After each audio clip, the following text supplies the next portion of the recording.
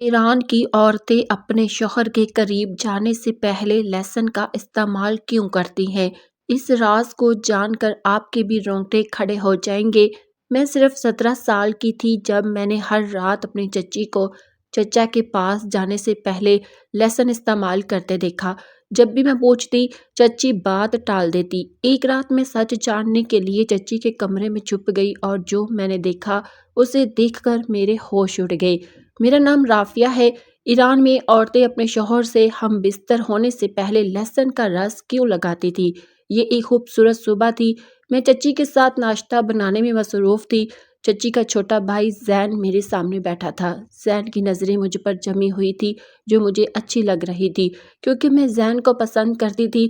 چچی کا بھائی اکثر آنا جاتا تھا اور وہ بھی مجھے پسند کرتا تھا۔ میری عمر صرف 17 سال تھی اور مجھے زین سے محبت ہو گئی تھی اور اس کے دل میں بھی میرے لیے ویسے ہی جذبات تھے، لیکن مجھے اندازہ بھی نہیں تھا کہ آج کی صبح میری زندگی کا رخ بدلنے والی ہے۔ چچی کا بھائی 2 دن سے ہمارے گھر رکا ہوا تھا۔ وہ ناشتہ کر کے نوکری کے لیے نکل گیا اور میں چچی کے ساتھ گھر کے کاموں میں مصروف ہو گئی۔ میری امی اور ابو کا بچپن میں ہی انتقال ہو گیا تھا۔ وہ مجھے چھوڑ کر اس دنیا سے چلے گئے اور نہ میرا کوئی بھائی تھا نہ بہن۔ میری چچی اپنی ماں کی جگہ تو نہیں لے سکتی تھی، لیکن انہوں نے مجھے عزت کی چھت دی تھی۔ کام کرتے کرتے دوپہر ہو گئی۔ چچی اپنے کمرے میں آرام کرنے چلی گئی اور میں کچن صاف کرنے میں لگ گئی۔ اتنے میں دروازے پر دستک ہوئی۔ میں نے دروازہ کھولا تو ایک عجیب سا لمبا چوڑا آدمی سامنے کھڑا تھا۔ اس کی آنکھوں میں ایسی چبھتی ہوئی نظر تھی کہ میں نے گھبرا کر اپنے کپڑے سنبھال لیے۔ میں بہت خوبصورت تھی اور یہی خوبی اکثر مجھے پریشان کرتی تھی۔ جہاں بھی جاتی لڑکے میرے پیچھے نظریں لگا دیتے تھے، اس لیے میں زیادہ تر اپنا چہرہ چھپا کر نکلتی تھی۔ آج بھی میں یہی کوشش کر رہی تھی۔ وہ آدمی چچی کے بارے میں پوچھ رہا تھا۔ میں دروازہ بند کرنا چاہتی تھی تاکہ اندر جا کر چچی کو بلا لوں، لیکن اس نے ہاتھ لگا کر دروازہ کھولنے سے روک دیا اور بولا، دروازہ بند کرنے کی ضرورت نہیں، میں تمہارے لیے کوئی غیر نہیں ہوں، جاؤ چچی کو بلاؤ۔ اس کی بات مجھے بہت عجیب لگی۔ میں نے اسے پہلی بار دیکھا تھا اور وہ کہہ رہا تھا کہ وہ میرے لیے غیر نہیں ہے۔ دروازہ کھلا چھوڑ کر اندر جانا مجھے اچھا نہیں لگا، لیکن مجبوراً میں چچی کو بلانے گئی۔ چچی نے اس کے بارے میں سنتے ہی فوراً چہرے کا رنگ بدل لیا اور کہا، تم دروازے پر نہ آنا، کچن میں اپنا کام ختم کرو۔ میں کچن میں چلی گئی۔ چچی دروازے پر گئی اور پھر میں نے ان کی دھیمی آوازیں سنی جو بہت آہستگی سے کوئی اہم بات کر رہی تھی۔ کچھ دیر بعد چچی میرے پاس آئی اور سختی سے کہا، اس آدمی کے بارے میں نہ چچا کو بتانا اور نہ زین کو۔ میں حیران رہ گئی۔ چچا دوسرے شہر کام کرتے تھے اور روزانہ کئی فون کرتے، چچی سے بھی اور مجھ سے بھی۔ چچی چچا سے کچھ چھپا رہی تھی۔ تب میں نے سوچا کہ کوئی بھی راز زیادہ دیر تک چھپا نہیں رہتا۔ اسی رات زین میرے کمرے میں آیا اور بولا، میں جلد ہی اپنی بہن یعنی چچی سے تمہارے اور اپنے رشتے کی بات کروں گا۔ میں چاہتا ہوں جلد سے جلد شادی ہو جائے۔ میں ہنس پڑی۔ میں 17 سال کی اور وہ 25 سال کا، اوپر سے ابھی اس کی پکی نوکری بھی نہیں تھی، لیکن زید بس ضد تھا کہ اسے جلدی شادی کرنی ہے اور وہ اچھی نوکری ڈھونڈ رہا ہے۔ میں نے کہا، اگر چچی مانے گی تو مجھے اعتراض نہیں ہوگا۔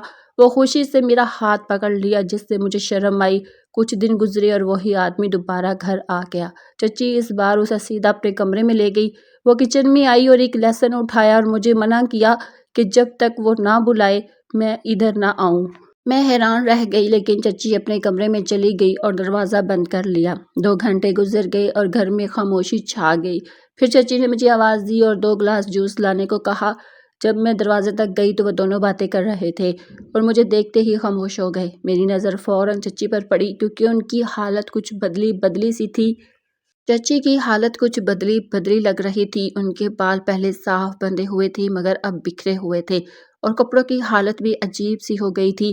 میں مزید غور کرتی کہ وہ آدمی چچی سے کہنے لگا، یہ تمہاری بیٹی ہے، یہ تو بہت خوبصورت اور جوان ہے، اس کی شادی کے بارے میں کیوں نہیں سوچتی؟ اس کا رشتہ تو آسانی سے مل جائے گا، اب یہ عمر کو پہنچ رہی ہے، اس کے بارے میں سوچو۔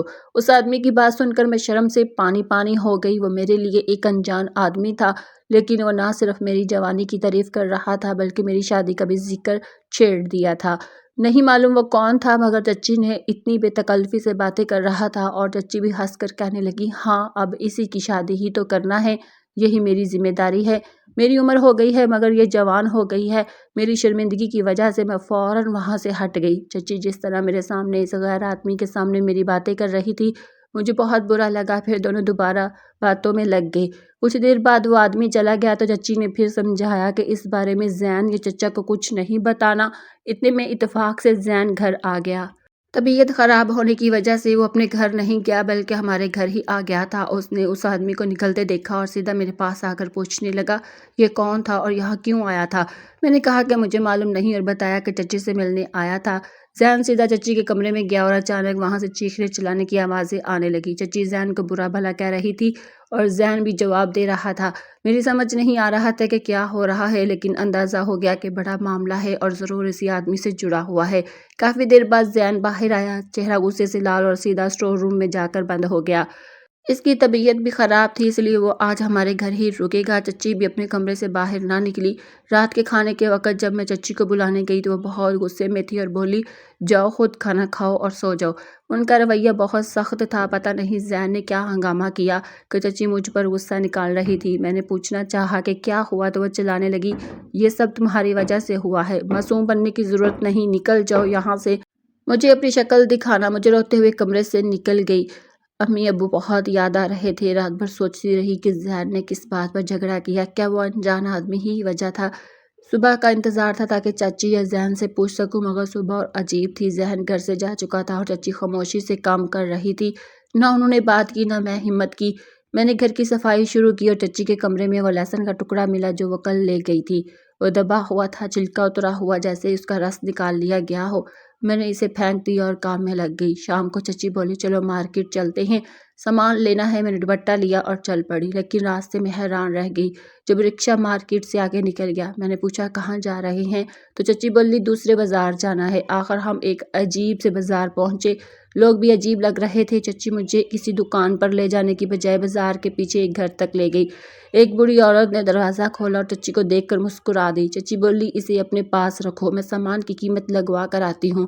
میں پریشان ہوئی کہ چچی مجھے ساتھ کیوں نہیں لے گئی۔ چچی نے کہا فکر نہ کرو، یہ بھی تمہاری چچی ہے، یہاں بیٹھو میں ابھی آتی ہوں۔ وہ عورت مجھے اندر لے آئی، دروازہ بند کیا اور جیسے ہی میں اندر بڑھی میری آنکھیں حیرت سے پھٹی رہ گئی کیونکہ اس دروازے کے پیچھے تو ایک بالکل ہی الگ دنیا تھی۔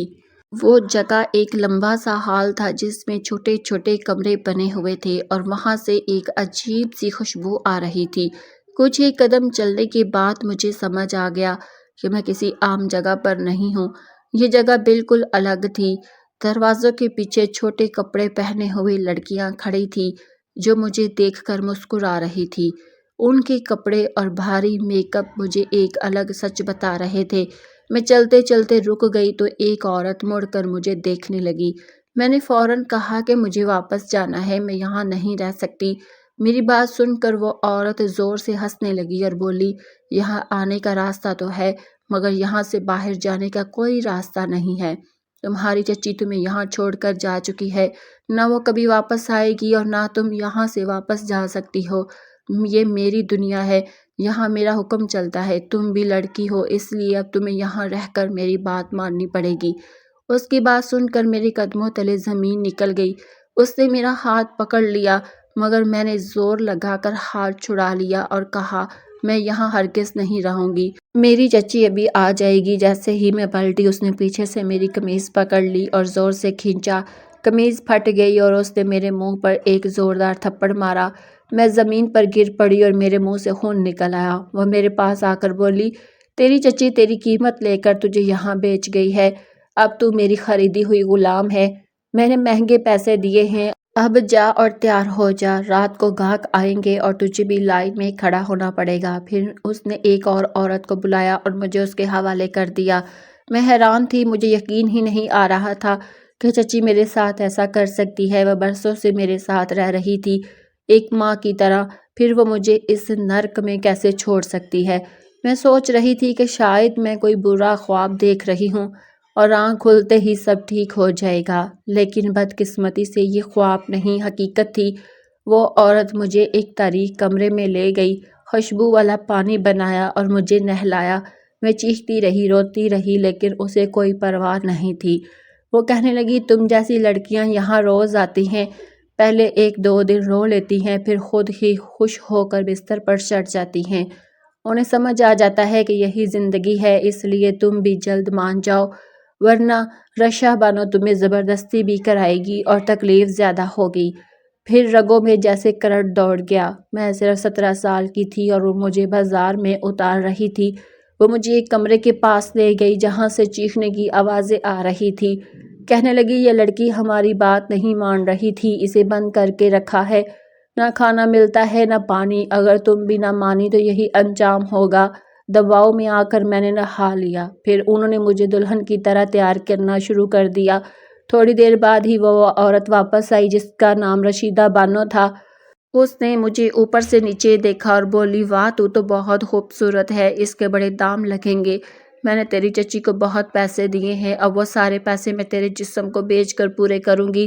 وہ ہنسی اور اس کے گندے بھرے دانت نظر آئے جیسے فلموں میں دیکھتے تھے، لیکن کبھی سوچا بھی نہ تھا کہ میری زندگی میں ایسا وقت آ سکتا ہے۔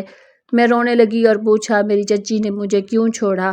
وہ زور سے ہنسی، یہ تو تجھے معلوم ہوگا، ہم تو مال خریدتے ہیں، مال یہاں کیوں لایا جاتا ہے یہ ہمیں نہیں پتا۔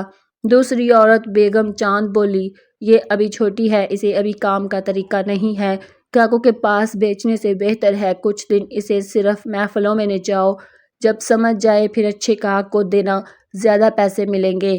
رشیدہ بانو نے ہاں کر دی اور باہر چلی گئی۔ بیگم چاند بولی، میں نے تمہیں چند دنوں کے لیے بچا لیا ہے، مگر یاد رکھو آج نہیں تو کل تمہیں اسی کام پر جانا ہوگا، کیونکہ یہی تمہاری زندگی ہے۔ میں بھی صرف 15 سال کی تھی جب یہاں بیچی گئی، میری اپنی ماں نے بیچا، وہ پیسوں کی بھوکی تھی، اسے محبت نہیں تھی، بیٹی بوجھ لگتی تھی۔ بیگم چاند نے آگے کہا، میں نے کئی بار بھاگنے کی کوشش کی، لیکن یہاں سے صرف ایک گزرگاہ ہے جس پر رشیدہ بانو اور اس کے آدمی پہرا دیتے ہیں، اس لیے بھاگنے کا سوچنا بھی نہیں، ورنہ انجام بہت برا ہوگا۔ بیگم چاند نرم دل اور پیار کرنے والی تھی، وہ مجھے نرمی سے سمجھاتی اور ناچ گانا سکھاتی، جبکہ میں دن رات روتی رہتی۔ مجھے اس بات کا صدمہ تھا کہ کوئی غیر نہیں، میری اپنی چچی مجھے یہاں چھوڑ گئی۔ کچھ دن گزر گئے اور رو رو کر میری آنکھیں سوج گئی۔ اب دل کو سمجھا لیا کہ زیادہ رونے کا فائدہ نہیں، اور یقین ہو گیا کہ چچی مجھے لینے کبھی نہیں آئے گی۔ نہ جانے انہوں نے مجھ سے کیا بدلہ لیا تھا۔ مجھے سمجھ نہیں آ رہی تھی کہ چچی نے آخر میں ایسا کیا کہا تھا جس کی وجہ سے اگلے ہی دن مجھے اس دنیا میں چھوڑ کر چلی گئی۔ میں یہ جاننا چاہتی تھی کہ میری چچی نے میرے ساتھ یہ سب کیوں کیا، لیکن فی الحال ان سوالوں کا جواب کوئی نہیں دے سکتا تھا۔ 1 مہینہ گزر گیا، مجھے محفلوں کے طریقے اور ناچنا بھی سکھا دیا گیا، اور پھر مجھے بھی ان محفلوں میں شامل کر لیا گیا جہاں نشے میں ڈوبے مرد ہمارے سامنے بیٹھتے تھے اور ہمیں عجیب کپڑوں میں ان کے ناچ دکھانا پڑتا تھا۔ پرانی لڑکیاں تو کافی ماہر ہو چکی تھی اور وہ یہ کام آسانی سے کر لیتی تھی، لیکن میرے لیے یہ بہت مشکل تھا۔ میں نے کبھی گھر کی 4 دیواری سے اکیلے باہر قدم نہ رکھا تھا، اور یہاں اجنبی مردوں کے سامنے ناچنا میرے لیے اذیت تھا۔ جب کبھی میں رک جاتی تو رشیدہ بانو چپکے سے میرے کمر پر چھری مار دیتی، باقی کسی کو پتہ بھی نہیں چلتا۔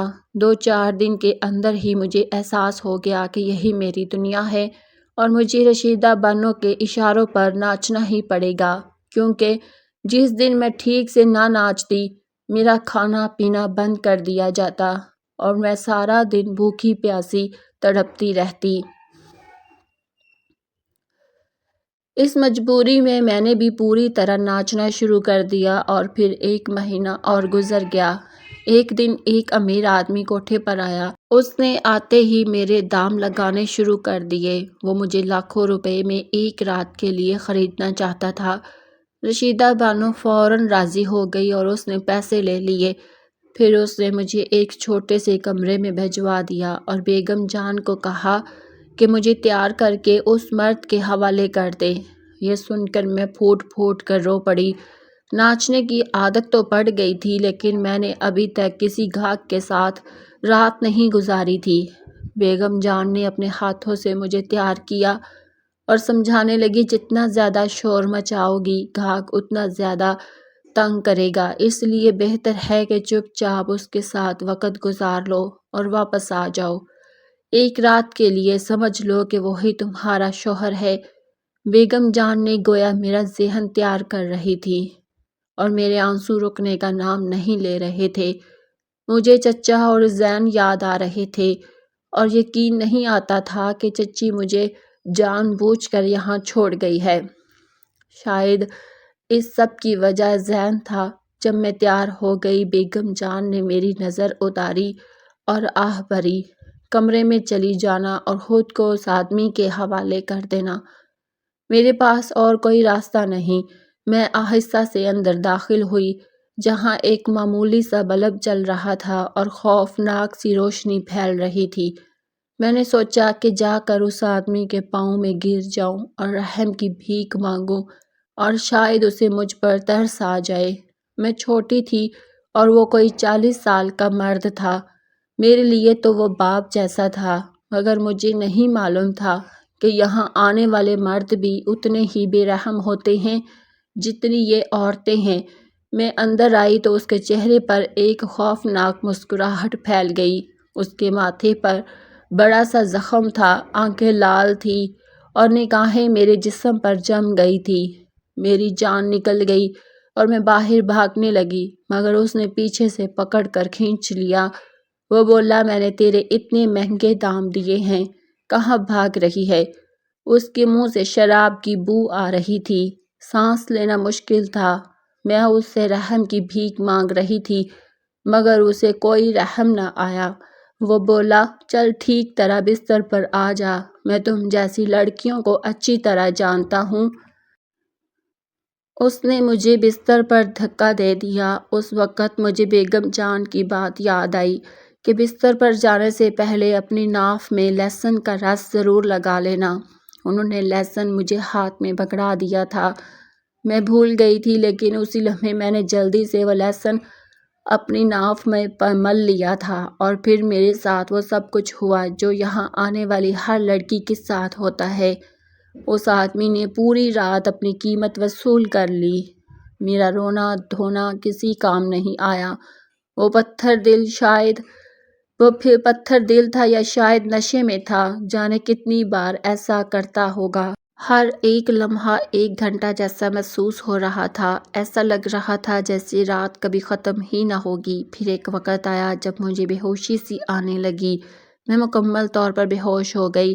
جب میری آنکھ کھلی تو بیگم جان میرے سامنے موجود تھی۔ کسٹمر صبح ہونے سے پہلے ہی چلا گیا تھا۔ بیگم جان مجھے ہوش میں لانے کی کوشش کر رہی تھی۔ جب مجھے ہوش آیا تو انہوں نے مجھے سینے سے لگا لیا اور کہا، بس پہلی رات ہی مشکل ہوتی ہے، آگے سب کچھ آسان ہو جائے گا۔ لیکن مجھے نہیں لگتا تھا کہ میرے لیے کچھ بھی آسان ہوگا۔ گزری ہوئی رات بہت ہی بھیانک تھی۔ میں ہوش میں آنے کے بعد بھی کانپ رہی تھی۔ بیگم جان مجھے اپنے ساتھ کمرے میں لے گئی اور سارا دن میں بس ان کے سینے سے لپٹ کر رو رہی تھی۔ مجھے اپنی ماں بہت یاد آ رہی تھی۔ اگر آج میری ماں زندہ ہوتی تو شاید مجھے یہ دن نہ دیکھنا پڑتا۔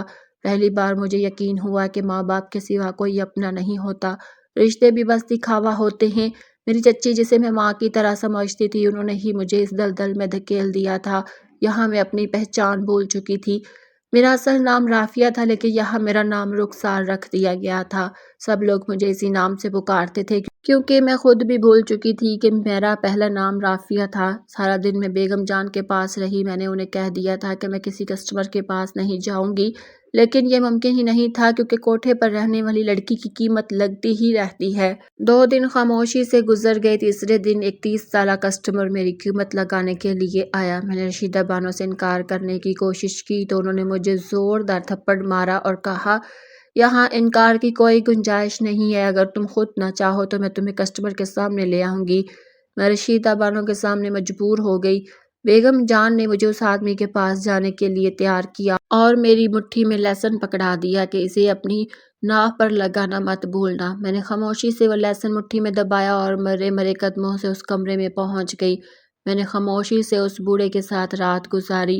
اس بار میں نے کوئی رونا دھونا نہیں کیا۔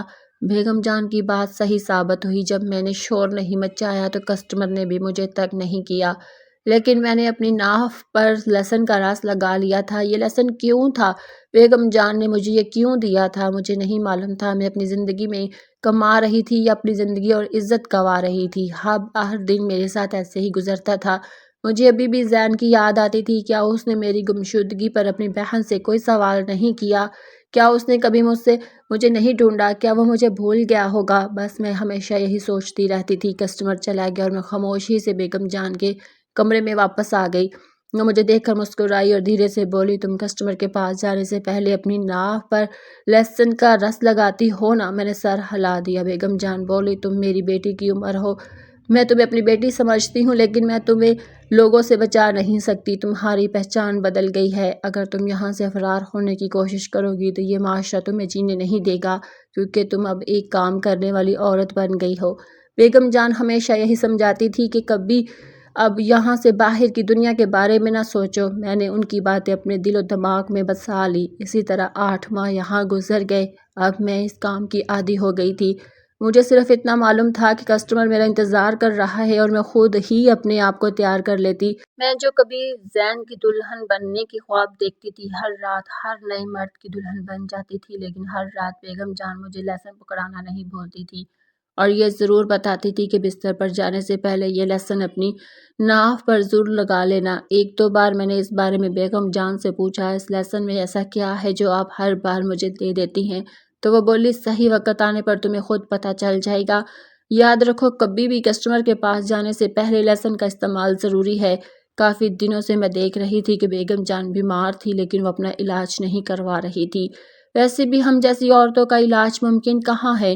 ہمارا یہاں کوئی اپنا نہیں جو ہماری فکر کرے۔ میری فکر کرنے والی یہاں صرف بیگم جان تھی۔ اگلے ہی دن رشیدہ بانو آئی اور بولی، رات کو تیار رہنا، تمہارے پاس ایک کسٹمر آئے گا۔ یہ کہہ کر وہ چلی گئی اور میں تیار ہونے لگی، کیونکہ اب مجھے اس دنیا کی عادت ہو گئی تھی۔ جب میں مکمل تیار ہو گئی تو بیگم جان پھر آئی اور مجھے لہسن کا ٹکڑا پکڑایا۔ میں آج سوچ میں پڑ گئی کہ آخر بیگم جان مجھے یہ لہسن کیوں دیتی ہیں؟ آج میں ان سے یہ سوال پوچھ کر رہوں گی، لیکن مجھے کسٹمر کے پاس جانے کے لیے دیر ہو رہی تھی۔ میں نے سوچا کہ واپس آ کر ان سے سوال کا جواب ضرور پوچھوں گی۔ کسٹمر میرا انتظار کر رہا تھا۔ میں کسٹمر کے کمرے میں گئی اور اس سے پہلے کہ میں نے لہسن کا رس اپنی ناف پر لگا لیا، میں جانتی تھی کہ اس کے پیچھے کوئی نہ کوئی خاص وجہ ضرور ہے۔ میرے دماغ میں بار بار لہسن والی بات گھوم رہی تھی۔ اگر مجھے کوئی بتا سکتا تھا تو وہ صرف بیگم جان تھی، اور آج میں نے فیصلہ کر لیا تھا کہ میں ان سے پوچھ کر ہی رہوں گی، کیونکہ وہ ہر بار مجھے لہسن کے بارے میں بتانا نہیں بھولتی۔ میں جیسے ہی کمرے میں داخل ہوئی تو میری آنکھیں حیرت سے کھلی کی کھلی رہ گئی، کیونکہ کمرے میں موجود مرد کوئی اور مرد نہیں بلکہ زین تھا، جو نشے میں چور بستر پر بیٹھا ہوا تھا۔ مجھے دیکھ کر وہ ایک دم جھلک پڑا اور میرے پاس آ کر حیرانی سے پوچھا، رافعہ، تم یہاں کیا کر رہی ہو؟ میں نے تمہیں کہاں کہاں تلاش کیا۔ میں نے اسے زور سے دھکا دیا اور پیچھے ہٹا کر کہا، میں رافعہ نہیں ہوں، میرا نام رخسار ہے۔ میرے پاس اتنی ہمت نہیں تھی کہ میں رافعہ بن کر زین کا سامنا کرتی۔ میری عزت چھین لی گئی تھی۔ سالوں سے اس کوٹھے پر میری عزت نیلام ہو رہی تھی۔ زین نے آ کر میرے کندھوں سے پکڑ کر جھنجھوڑا اور کہا، میں اچھی طرح جانتا ہوں تم ہی میری رافعہ ہو۔ تم یہاں تک کیسے پہنچی؟ مجھے تو میری بہن نے یہی بتایا تھا کہ تم کسی لڑکی کے ساتھ فرار ہو گئی تھی۔ جب زین کی بات سنی تو میرے ہوش اڑ گئے اور پھر میں نے اسے اپنی پوری کہانی بتا دی۔ مجھے یہاں تک پہنچانے والا کوئی اور نہیں بلکہ اس کی اپنی بہن تھی۔ یہ سن کر وہ میرے قدموں میں بیٹھ کر رونے لگا اور ہر سوال کا جواب دینے لگا۔ اس نے بتایا کہ جب سے اس کی بہن کو تمہارے اور میرے تعلق کے بارے میں پتہ چلا، تب سے وہ تم سے نفرت کرنے لگی تھی۔ اسی وجہ سے وہ اجنبی آدمی کو اپنے فائدے کے لیے بلا رہی تھی، کیونکہ جیجا جی زیادہ تر گھر سے باہر رہتے تھے۔ مجھے ان کے اس منصوبے کا پتہ چل گیا تھا، اسی لیے میں تمہیں دوسرے شہر لے جانے کی باتیں کرتا رہا۔ لیکن جب ہم لوگ ایک دن بات کر رہے تھے تو میری بہن نے وہ باتیں سن لی۔ وہ آدمی بہن سے ملنے کے لیے آتا تھا۔ میں اپنی بہن کی حرکتوں کو اچھی طرح جانتا تھا۔ جب جیجا جی گھر پر نہیں ہوتے تو وہ غیر مردوں کے ساتھ تعلقات رکھتی ہے۔ یہ بات تمہیں نہیں معلوم، لیکن میں جانتا تھا۔ میں نے اپنی بہن کو کئی بار سمجھانے کی کوشش کی، لیکن وہ میری بات نہیں مانی۔ وہ مسلسل جیجا جی کو دھوکہ دیتی رہی، اور اس دن بھی میں نے اسے آدمی کو گھر سے نکلتے ہوئے دیکھا تو مجھے غصہ آ گیا۔ میں نے اپنی بہن کو کئی بار سمجھایا، لیکن وہ نہیں مانی۔ یہی وجہ تھی کہ میری اور میری بہن میں جھگڑا ہوا۔ اگلے دن میری بہن نے مجھے بتایا کہ تم کسی لڑکی کے ساتھ بھاگ گئی ہو۔ میں اس بات پر یقین نہیں کر رہا تھا، لیکن انہوں نے رو کر مجھے یقین دلوایا۔ اس کے باوجود میں نے تمہیں تلاش کرنے کی کوشش کی، لیکن تم مجھے کہیں نہیں ملی۔ انہوں نے جیجا جی کو بھی بتایا کہ آپ کی بھتیجی بھاگ گئی ہے، اور پھر مجھے یہ محسوس ہونے لگا کہ تم نے مجھے دھوکہ دیا۔ میں تم سے تمہاری چچی کی طرف سے معافی مانگتا ہوں۔ تمہاری چچی بہت بیمار ہے اور بستر پر پڑی ہوئی ہے۔ انہیں اپنے کیے کی سزا مل چکی ہے۔ یہ سب کچھ ان کے ساتھ اس لیے ہوا کیونکہ انہوں نے ایک یتیم بچی کو ستایا۔ اپنی غلطی چھپانے کے لیے انہوں نے تمہیں اس کوٹھے پر چھوڑ دیا۔ زین روتے ہوئے مجھ سے معافی مانگنے لگا کہ اس نے تمہیں بہت زیادہ تلاش کرنے کی کوشش بھی نہیں کی۔ زین مجھے اپنے ساتھ لے جانے کی ضد کرنے لگا، لیکن میں نے صاف انکار کر دیا تو وہ خاموشی سے وہاں چلا گیا۔ اس نے ضد اس لیے نہیں کی کیونکہ وہ جان چکا تھا کہ میں ایک کوٹھے والی ہوں، اور اس حالت میں وہ مجھے کبھی قبول نہیں کرے گا اور نہ ہی معاشرہ اسے قبول کرنے دے گا۔ زین کی حالت میری بے وفائی پر اتنی خراب ہو گئی کہ وہ خود کو شرابی بنا بیٹھا اور کوٹھے پر آنے لگا۔ وہ اپنی رات مکمل کیے بغیر شرمندگی سے وہاں سے چلا گیا اور میں بیگم چاند کے کمرے میں واپس آ گئی۔ لیکن جیسے ہی میں بیگم چاند کے کمرے میں داخل ہوئی، یہ دیکھ کر حیران رہ گئی کہ بیگم چاند بے ہوش زمین پر پڑی تھی۔ میں نے انہیں چھوا تو ان کا جسم ٹھنڈا پڑا تھا، شاید وہ اس دنیا سے جا چکی تھی۔ یہ دیکھ کر میرے قدموں تلے سے زمین نکل گئی اور آنکھوں سے آنسو نہیں رک رہے تھے۔ میں بیگم چاند کو اپنا سب کچھ مانتی تھی اور آج وہ مجھے اس دنیا سے چھوڑ کر جا چکی تھی، لیکن ان کی مٹھی میں ایک خط تھا جن پر ان کی پوری کہانی لکھی ہوئی تھی کہ وہ کس طرح اس کوٹھے پر آئی اور اپنی زندگی کیسے گزاری۔ ساتھ ہی خط پر یہ بھی لکھا تھا کہ اس لیسن کو ناف پر لگانے سے کیا ہوتا ہے۔ اصل میں اس لیسن کے رس کو ناف پر لگانے سے عورت کبھی حاملہ نہیں ہوتی اور مختلف بیماریوں سے بھی محفوظ رہتی ہے۔ بیگم چاند کو یہ سب بتانے والا کوئی نہیں تھا، اس لیے وہ بہت بیمار ہو گئی تھی۔ جب انہیں اس کے بارے میں پتہ چلا تو انہوں نے یہ نسخہ مجھے آزمانا شروع کیا۔ انہیں میری صحت کی بہت فکر تھی، اسی لیے وہ ہر بار مجھے لیسن پکڑانا نہیں بھولتی۔ افسوس کی بات یہ ہے کہ اب بیگم جان اس دنیا سے جا چکی ہے۔ اب کوئی بھی مجھے یہ لیسن پکڑانے والا نہیں تھا اور میں اب یہی اسی کوٹھے پر اپنی بچی کچی زندگی گزار رہی ہوں۔ لیکن آج بھی مجھے بیگم جان کی یاد آتی ہے جنہیں میری بہت فکر تھی۔ لیسن کا رس ناف پر لگانے سے آج تک مجھے کوئی بیماری نہیں ہوئی اور نہ ہی میں کسی کسٹمر کے حملے کا شکار ہوئی ہوں۔